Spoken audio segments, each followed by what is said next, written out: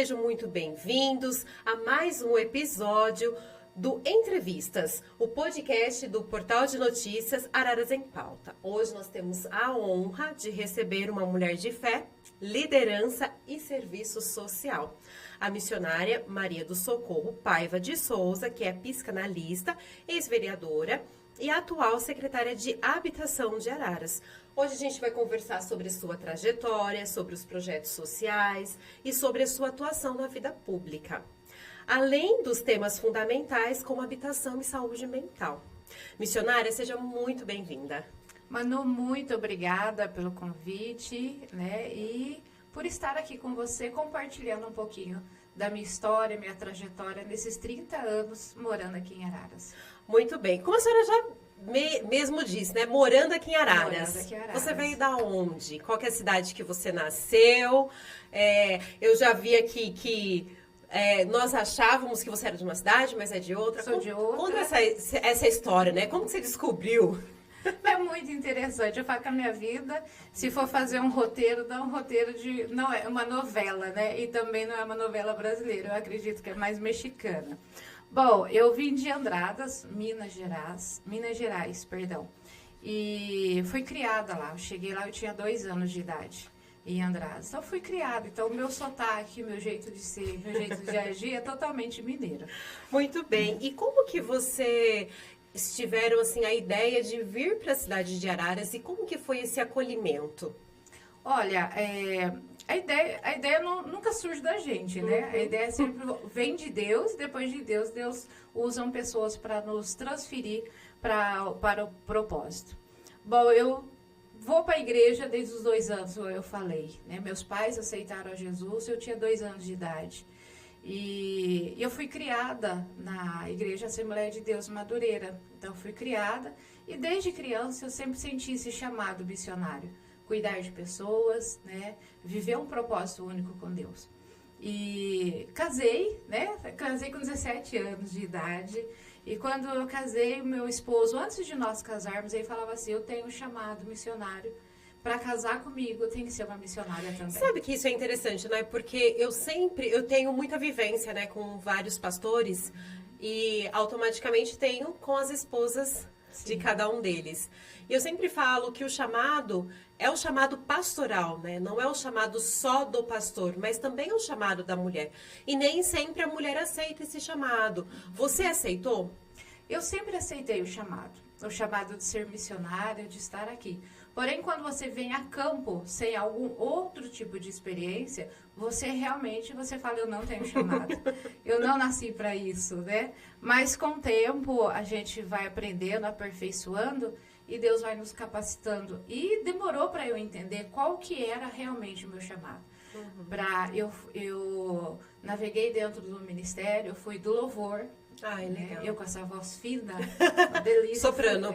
Fui do louvor, fui professora de escola bíblica de criança, professora de escola bíblica de adolescente. Os adolescentes a gente se amava demais, né? Então eu entrava no mundo deles, eles no meu, e era muito gostoso. Coordenadora de mulheres do ministério e até entender aonde que realmente o Deus queria me usar. Ele não queria me usar naquilo que ficava no oculto. Ele queria um pouco mais. E eu vim crescendo nesse período. E foi nessa jornada de conhecimento, foi nessa jornada de descobrimento, Sim. né? Que você se percebeu na missão de ajudar as pessoas? Sim, eu desde criança, eu falo que na escola eu já tinha esse mistério na minha vida. Porque eu não podia ver ninguém sendo maltratado, abandonado, né, passar por bullying, que eu era defensora e eu sempre gostava de defender. E eu sempre brinco, né, assim, nas minhas palestras, quando eu ministro para as mulheres, que eu tinha uma equipe já desde criança. Então, a liderança, ela já vem já nata desde criança. Acho que a própria missão, o próprio evangelho te faz essa construção, Sim, né? De você ali trabalhando com as crianças, trabalhando com os jovens, liderando o grupo de mulheres. Sim. Então, assim, aí eu fui crescendo já dentro desse âmbito de missões. Eu sempre preguei o evangelho, eu sempre falei de Jesus. Que legal. Eu ganhei dos Gideões, quando eu estava na 4ª série, eu ganhei dos Gideões a Bíblia dos Gideões missionário. E aquela Bíblia, para mim, foi sucesso. E eu tive que fazer aula de reforço. Eu acho que eu tenho que fazer aula de reforço até hoje, né? Mas eu tive que fazer aula de reforço e era com as madres, né? As freiras, lá em Minas. Então é totalmente diferente daqui. E eu tenho vívida na minha memória que eu usava esse Novo Testamento para falar com as freiras a respeito de Jesus. Então, assim, ali eu aprendia com elas e a gente trocava muita informação. E eu, na 4ª série, criança de tudo, já até para as freiras, né? Então, eu tenho uma ligação muito grande com eles por causa disso. Que legal. Missionária, além de mãe, avó, esposa, como que você consegue conciliar todos esses papéis com a vida pública? Ajuda. Hoje de manhã parei e falei, gente, eu estava fazendo a listagem, né? Terapeuta. Checklist. Eu estava fazendo ali, colocando em ordem, né? E eu falei, começa primeiro, filha de Deus, uma responsabilidade muito grande.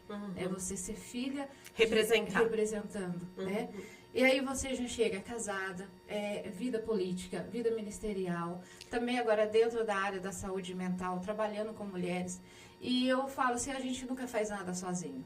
E a gente sempre precisa de equipe. E eu tenho uma equipe maravilhosa na minha casa, que é meu esposo, né? Então, enquanto eu estou fazendo almoço, ele está lavando a louça, mas eu preciso dessa equipe. Na igreja eu tenho uma equipe grande que me auxilia. Hoje estou na secretaria, também tenho uma equipe muito legal. Ali, eu falo assim que minha secretaria, eu acredito que deve ser a menor de todas, mas é a maior em comunhão. Todo mundo trabalha unido no mesmo propósito. Que bacana. Isso é muito importante, né? Porque às vezes as pessoas nos olham assim como a Mulher Maravilha, né? E na realidade ninguém consegue fazer nada sozinho, né? Até porque se você fizer tudo, alguma coisa vai falhar. Não vai ficar bem feito. E para você se organizar, planejar e executar, realmente precisa ter uma equipe. A gente precisa de ajuda de toda a família, né?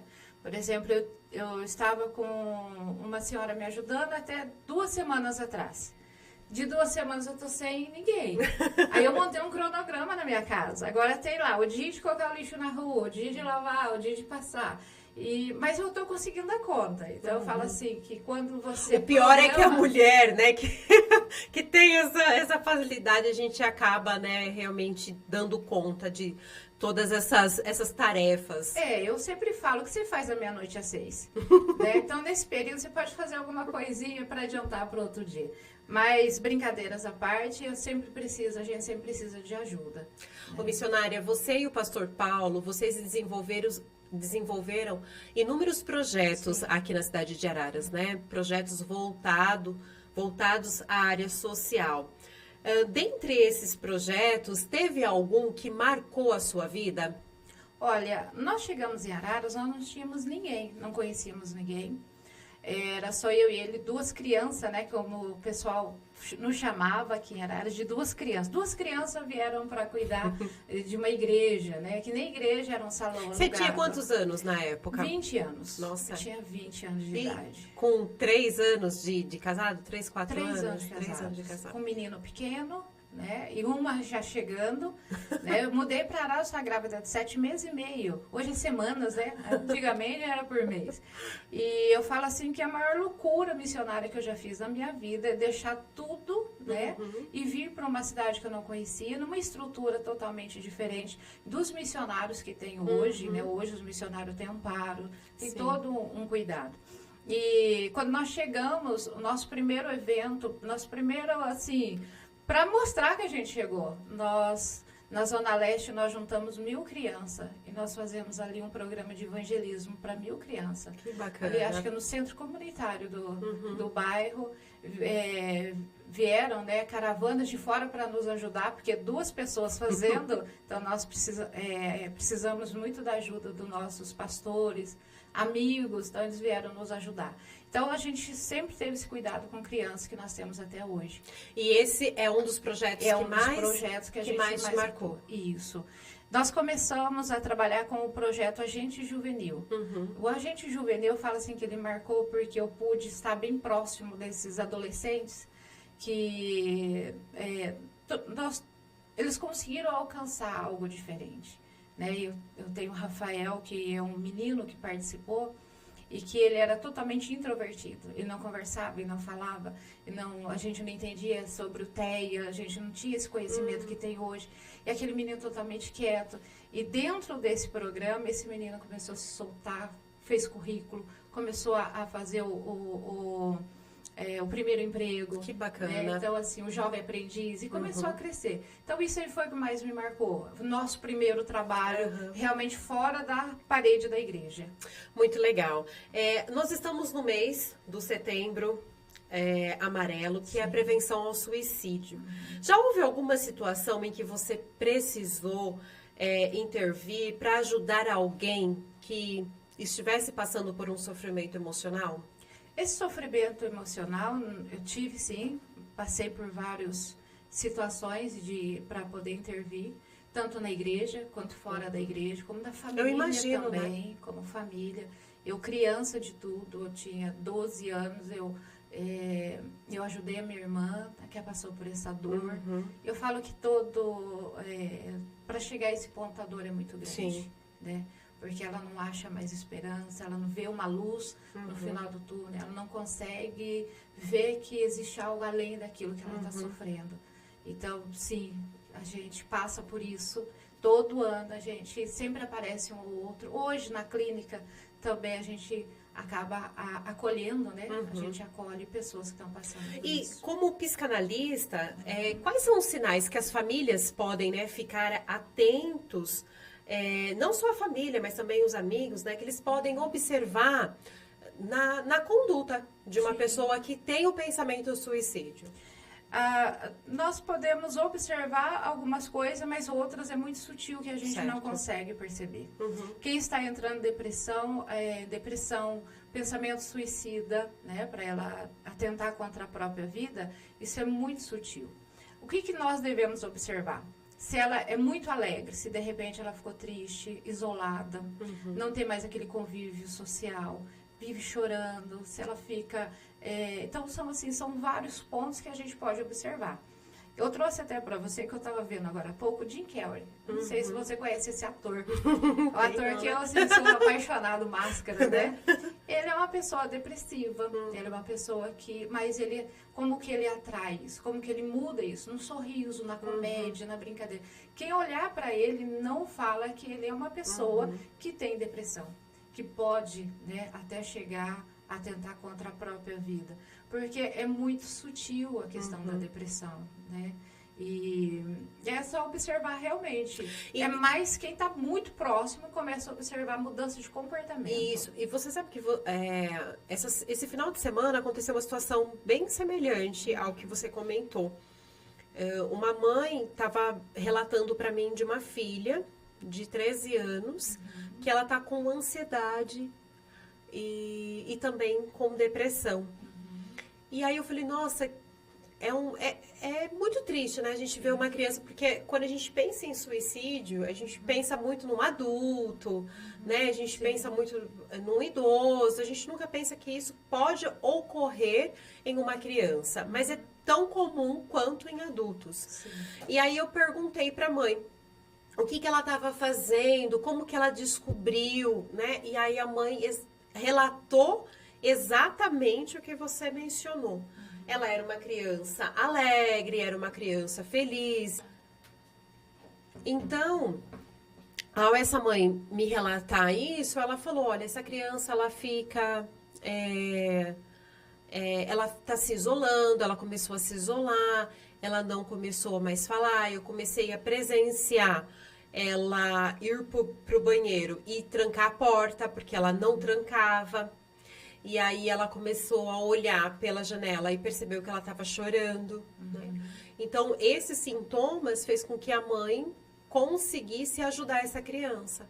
Então, realmente, você observar o comportamento da criança, do adolescente, do jovem, do adulto, do idoso, e perceber que ele realmente tinha um comportamento e aí, de repente, não tem mais esse comportamento. Sim. Né? Então, o que pode estar causando, né?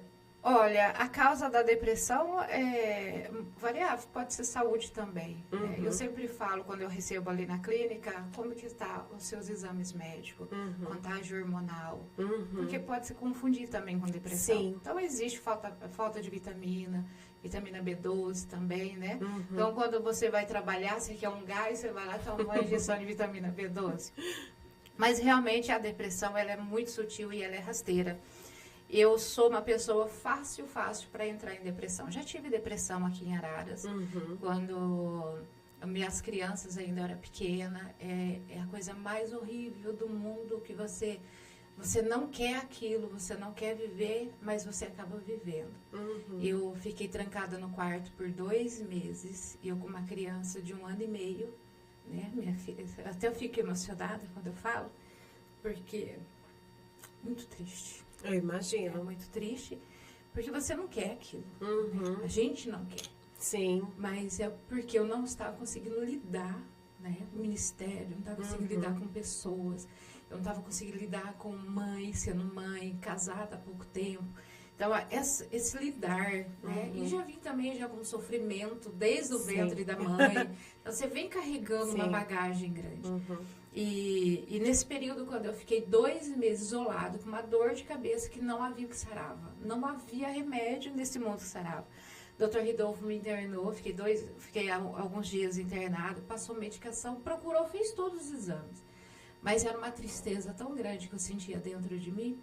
Mas eu falo assim, eu sempre orava e eu ficava assim, eu ficava isolada no claro e à noite eu ficava mais tranquila, mas não tinha vontade de fazer nada. Mas um dia eu levantei para ir no banheiro, era umas 3 horas da tarde, eu lembro, e os meus 2 filhos assistindo desenho na sala, sentados no chão, do lado da cortina, do lado da TV.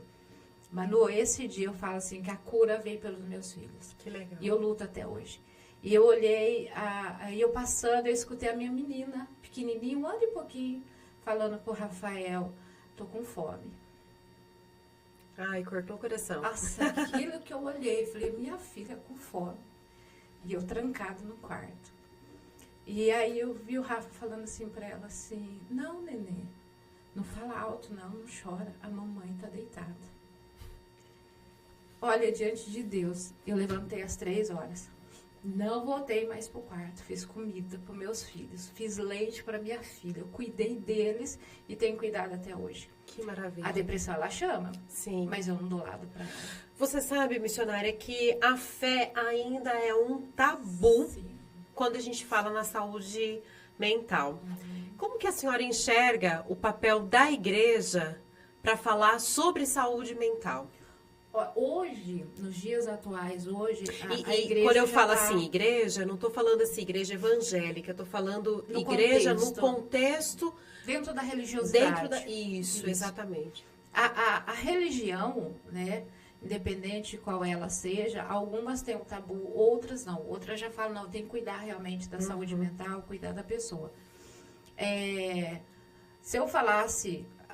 20 e poucos anos atrás, que eu entrei em depressão, você é frescura, você é preguiça, você não queria fazer nada. Crente não tem depressão. Você quer falar, você fala com Jesus, né? Seu maior psicólogo, ele é, realmente ele é. Eu não tiro nenhum o poder dele sobre a nossa vida.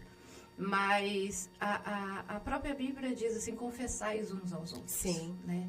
Então, o terapeuta, hoje eu sou terapeuta formada também em atendimento específico só para mulheres. Que bacana. Que eu entrei nesse mundo por causa do meu sofrimento, eu sei que outras mulheres também queria saber sofrem. Como ajudar, né? Exato. Primeiro que me autoconhecer. Queria saber quem sou eu, de onde eu vim e para onde eu vou. Quem é você na fila do pão. Exatamente.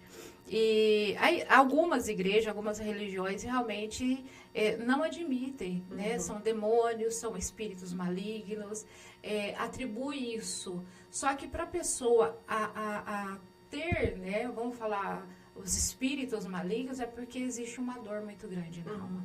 Né? Então ela pode estar sendo ali, falar, foi liberta, você já foi liberta. Mas se aquela dor está ali, a mágoa, a falta do perdão, trazer tudo isso na alma. É o autoconhecimento. Você só vai saber se você se autoconhecer. Então não adianta nada, né? Fazer campanhas, passar por atribuir, né? Atribuir essa dor a algo que talvez não seja, né? Se você não se perceber, se você não se conhecer. Porque para você entender a saúde mental, você precisa olhar para dentro de si. Primeiro para dentro de mim, para eu poder entender Isso. o outro. Quando você falou da sua infância, né, isso é tão importante a gente entender esse contexto, porque as dores, os traumas, né, eles vêm de uma infância. Então, você precisa entender o porquê que você... por que meu pai fez assim comigo? Entende também o porquê que ele está trazendo isso. Será que ele também não vivenciou isso? Exato. Né? Então, você tem que se conhecer, é muito importante, né? Para você discutir a saúde mental, você precisa primeiro se conhecer. Eu sou totalmente contra o aborto, porque minha mãe tentou 3 vezes me abortar. Né? Então, assim, a gente sente a rejeição desde o ventre da mãe. Sim. Ela teve os motivos E você dela. teve que trabalhar essa eu rejeição. Tive que trabalhar essa rejeição. Então, eu sempre cresci vivendo assim, eu sou a mais feia, eu sou a rejeitada, ninguém me ama, ninguém gosta de mim. Nós somos 5 irmãos, né? Mas eu sempre tive essa situação em que, onde eu chegava, alguém era muito mais importante do que eu. Se alguém estava, por exemplo, sorrindo, eu falava, nossa, como que ela sorri bonita, mas eu não posso sorrir assim. Então, entrando dentro da religiosidade, dentro da religião, para falar sobre isso, realmente ainda existe, mas menos. Muitos pastores têm entendido que se não curar a alma, né, se não curar a pessoa, ela não vai conseguir viver, ela não vai conseguir ter uma vida com Cristo saudável. Né? Então, não adianta eu começar a fazer algo se eu não sou curada. Isso. Né? Eu aprendi muito essa questão do autoconhecimento, do autocuidado, quando eu passei por uma situação na qual eu tive que me cuidar. Porque eu sempre cuidei do outro. Eu sempre olhei para o outro. Eu achava que eu cumpria o mandamento. Ama a ti mesmo, né? Para amar o teu próximo. Né? Ama a ti mesmo como você ama o seu próximo. Só que aí eu entendi nesse processo que eu amava o próximo para depois me amar. Não, e eu fazia errado. Primeiro eu precisava me amar, cuidar de mim, fazer as coisas que eu gostava para depois cuidar do outro. E às vezes as pessoas que estão nesse processo, né, com depressão, com ansiedade, com transtorno do pânico, são exatamente, né, pessoas que passaram por situações difíceis e que não conseguem se olhar. Né? Então, a psicologia, a psicanálise está aí exatamente para nos ensinar, nos ajudar nesse processo, né? Então, hoje nós temos terapeutas cristãos, né? Nós temos mentoras cristãs, mulheres e homens de Deus. Nós temos psicanalistas cristãos. Eu conheci até um psicanalista pastor, ele faz hipnose. Olha só. Eu vou ver que vou fazer hipnose. Falei, não, vou não. Né? Esse daí é bem... então, assim, alguns estão indo além, outros estão ainda caminhando. Então, assim, hoje a gente observa, tem muitas conselheiras dentro da conselheiros também, de casamentos, de casais, para poder trazer essa estrutura para a igreja. Né? Eu falo assim, se a pessoa, se ela não estiver bem, nada para ela tá bem. Né? Então, se ela já acordou mal, o dia dela vai ser mal. Né? Assim, o dia dela não vai prosperar, tudo que ela fizer parece que não vai. Fala assim, meu dia está amarrado. Né? Então, nada vai ser bom. Então, o que as igrejas, né, ainda as que não entendem, que elas possam estar tendo esse entendimento. E todo esse contexto, né, de você ajudar as pessoas, de você estar, né, fazendo essa ajuda com as terapias que você faz para as mulheres, toda essa vivência, como que você chegou até a política? Qual que foi, assim, o seu... como que você entendeu que você precisava partir para a política para, de repente, ampliar, expandir os seus horizontes e também contribuir mais para a vida dessas pessoas? Uma boa pergunta, porque muitos acham que a gente entra na política por status, né? Ou porque acha bonito. Não é bonito entrar na política, ainda mais conviver. Mas eu vou ser bem sincero, o que me incentivou a entrar na política realmente foi a questão da dependência química no nosso município. Nós recebemos e recebemos mães e pais e irmãos e irmãs até hoje pedindo socorro para o ente querido, para um filho, para fazer esse encaminhamento, internação, que é o acolhimento, para pessoas que são usuárias de álcool e droga, e entre outras situações. Então, a minha pauta sempre foi realmente do álcool e droga. Tanto que o Conselho Municipal de Políticas Públicas de Álcool, de Drogas, estava desativada. E eu consegui reativá-la de novo. Então, foi um trabalho árduo. O que me trouxe realmente para ir um pouco além da porta da igreja, foi que me incentivou a entrar na política. E quando vereadora, quais os projetos, né, fora esse que você acabou de mencionar, ou iniciativas, né, mais se destacou para ajudar as pessoas numa situação de vulnerabilidade? Olha, tenho vários aqui, eu até fiz algumas anotações, Manu, porque o trabalho de um vereador, ele é árduo, né? Sim. Então, assim, a gente começa de um jeito e acaba indo longe. Bom, eu tenho aqui também sobre trabalho de proteção à mulher, o tabaco também, né? Prevenção do uso do tabaco, que é uma lei, né, uma PL minha que foi aprovada.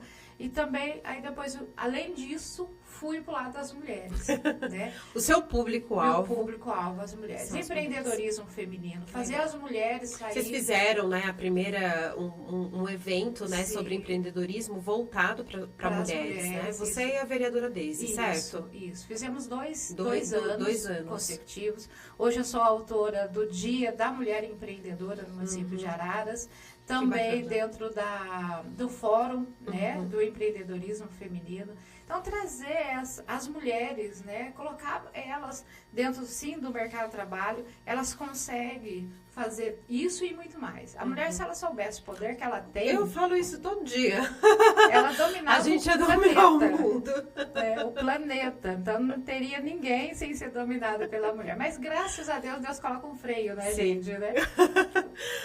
Ô, missionária, e qual que foi alguma experiência, de repente, que realmente, assim, te influenciou para você entrar na política? Teve alguma situação ou alguma vivência que realmente, assim, te impulsionou? Falou assim, não, chega, eu realmente vou usar as políticas públicas para poder contribuir e para ajudar mais as pessoas. Outubro Rosa é o mês da conscientização, né, dos exames, que a gente sabe, o câncer de mama, tudo certinho. Em 2018, como eu sempre trabalhei com mulheres ali na igreja, eu falei assim, vamos fazer um evento para as mulheres nesse período, nesse mês, e vamos trazer a carreta da mamografia. Vamos embora, vamos trazer a carreta. Eu falei, mas agora como vai trazer a carreta? Né? Onde começa? Como que funciona? Por onde eu vou? Comecei a ir atrás. Uma pessoa comum não consegue. Eu falei, então teria que ser político para poder trazer uma carreta. E dentro desse cuidado com a mulher, dentro dessa abordagem, ainda não estando vereadora, ainda não sendo realmente dando a política, mas eu sempre trabalhei envolto da política, né? Então eu sempre estive trabalhando. E aí eu solicitei a um deputado para que ele pudesse estar nos ajudando, né, nessa pauta, e a gente conseguiu a liberação da carreta. Aí foi 2018, 2019, acho que no segundo semestre foi liberado e iria vir em 2020. Né? 2021, eu acho que foi 2020 mais ou menos, no começo da pandemia, ela veio para Araras. Porém, outro que estava na política colocou o braço na janela. Aí eu falei, não acredito, eu perdi a minha carreta, fiquei brava com ele até hoje. Você colocou o bracinho, mas bem feito, assim, certo ponto, né? Nossa, se você puder até cortar. Mas aí a carreta não pôde ficar por causa da pandemia, né? Então, a pandemia, ela acabou até atrapalhando um pouco. Então, esse é o projeto, assim, que eu falo, sempre estive envolvida dentro dessa temática das drogas, prevenção das drogas e a temática sobre as mulheres. Muito bem, agora a gente vai falar um pouquinho sobre a sua secretaria, né? Secretaria de Habitação. Em 2022, a Secretaria lançou um site com um cadastro habitacional. Essa ferramenta ainda ela está em uso? Quais os resultados que trouxe? Tá. Sobre a secretaria. Vamos fazer aqui um adendo, vamos colocar aqui.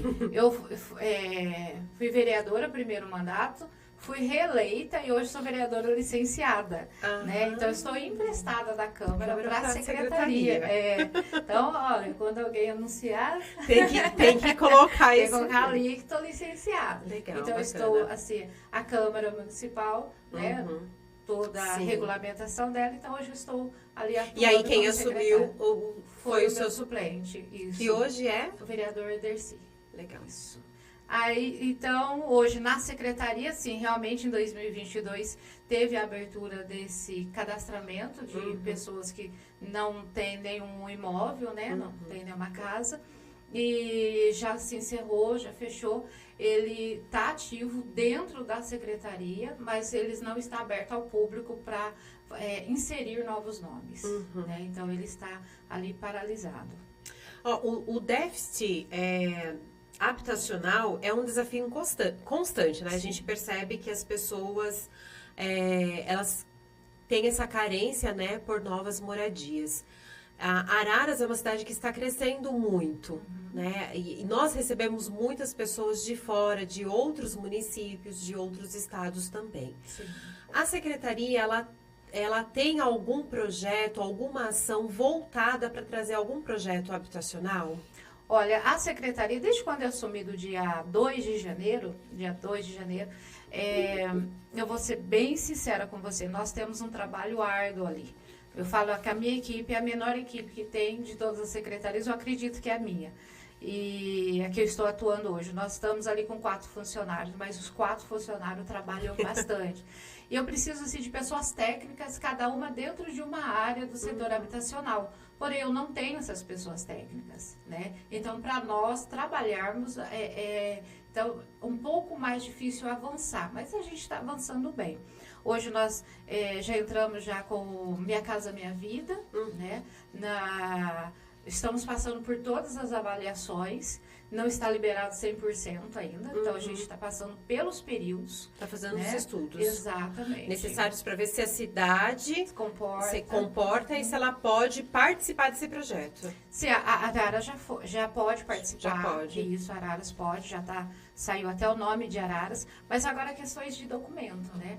Então, são grandes desafios. A pessoa que nunca teve uma moradia e ela tem um salário acima de R$ 2.800, ela tem um salário de 3.000. De acordo com o IBGE, cerca de 47% do município, o salário é de R$ 2.700, né? Então, acaba sendo Aí até... entra no FAR, que seria o faixa 1 realmente. Seria até mais baixo do que essa faixa etária que você está comentando. Isso. Acima de R$ 2.800, R$ 3.000, ela já pode dar entrada na caixa mesmo, e ela pode conseguir alguns subsídios do governo, do estado ou federal, e ela pode ter ali o seu primeiro imóvel.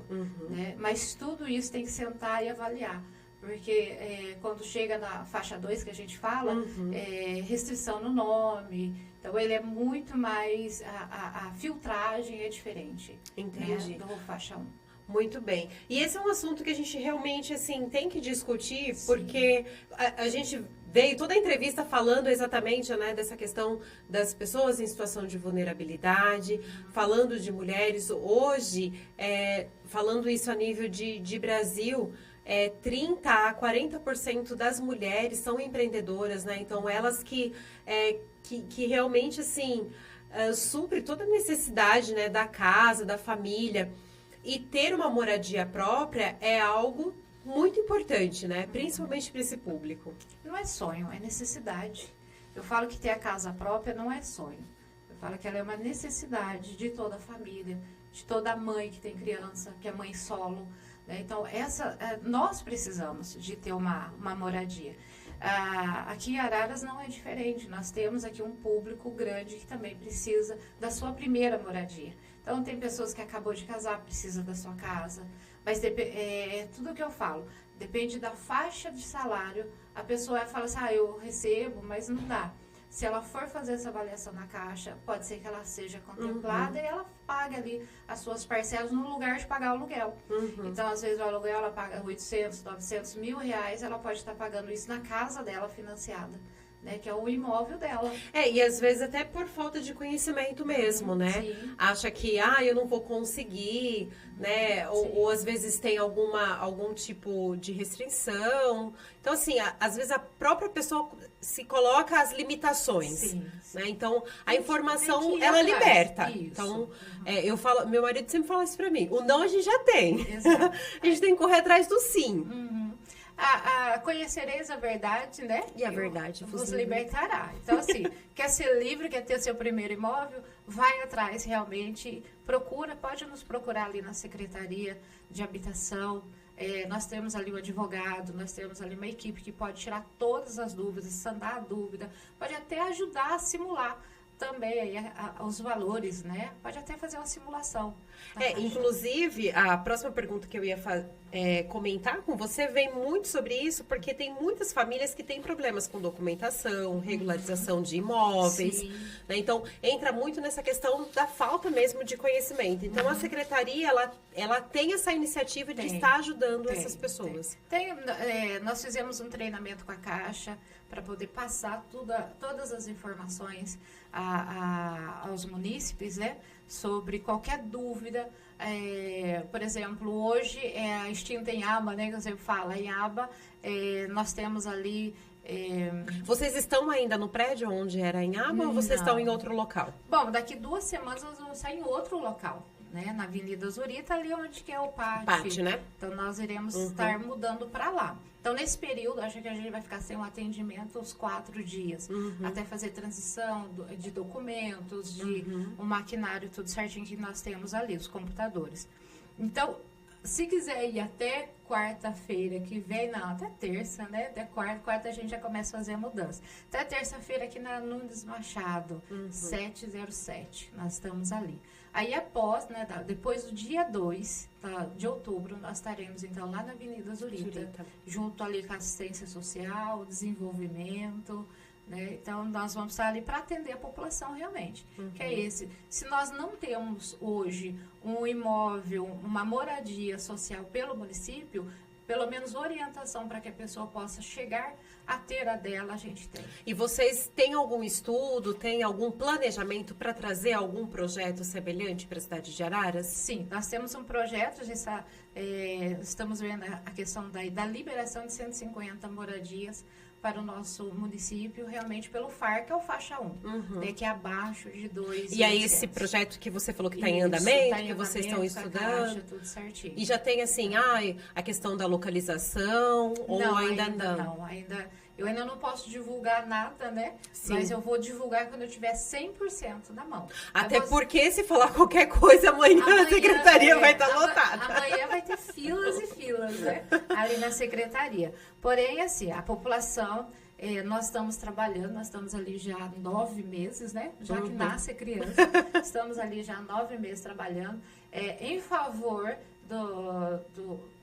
dos usuários ali do serviço, né? E nós precisamos pedir para vocês compreenderem, né, o nosso trabalho ali. Se quiserem tirar todas as informações, fiquem à vontade, compareçam no local, estejam falando com toda a nossa equipe, que nós vamos te orientar. Dependendo aí, se você consegue já até sair ali já com uma programação de um financiamento também. A prefeitura não está financiando, tá? A gente apenas orienta a pessoa a procurar o órgão.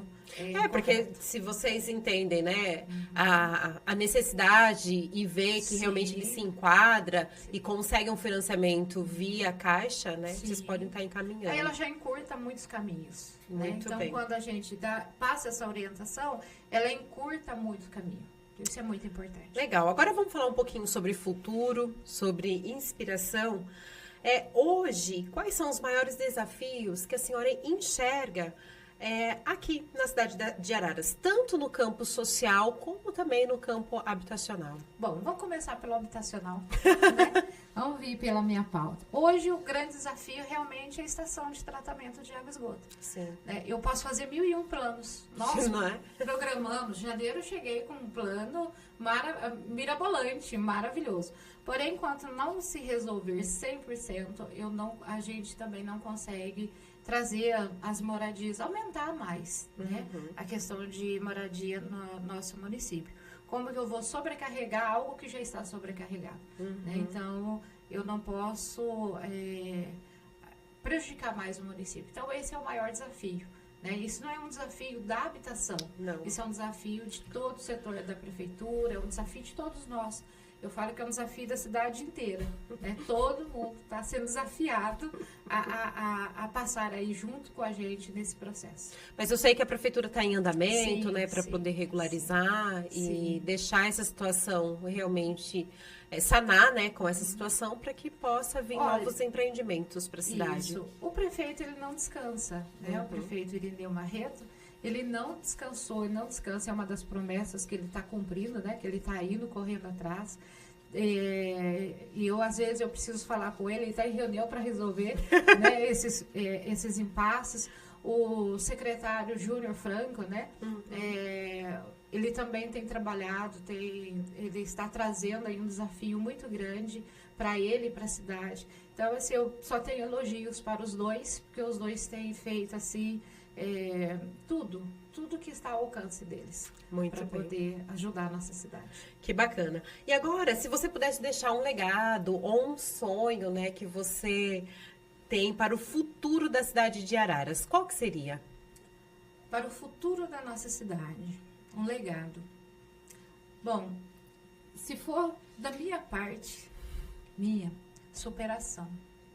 Que alguém pudesse, eu não sei se o meu nome vai ficar na história. Pode ficar lá, aquela já foi uma vereadora um dia. Mas a superação, isso é muito importante. Eu falo assim que todo mundo consegue superar né? Os seus desafios, suas tristezas, mágoas, desespero, calúnias, né? Porque calúnia a gente tem né? O tempo inteiro. Então, superação. Eu queria que alguém, um dia eu não estiver mais aqui andando sobre os viventes, que alguém pudesse olhar e falar assim, olha, aquela senhora Maria do Socorro, ela superou muitos desafios. Então, de superação. Muito bem. Missionária, muito obrigada por você compartilhar a sua história, as suas experiências. Foi uma conversa realmente muito inspiradora sobre fé, né? Sobre superação, Sim. porque você é uma história de superação, Sim. né? Cada dia que eu converso com você, eu conheço um pouquinho mais e realmente já percebo que você deixa esse legado para as pessoas que estão ao seu redor. Né? Quero também agradecer muito você que está nos acompanhando e eu faço convite para você nos acompanhar no nosso próximo episódio.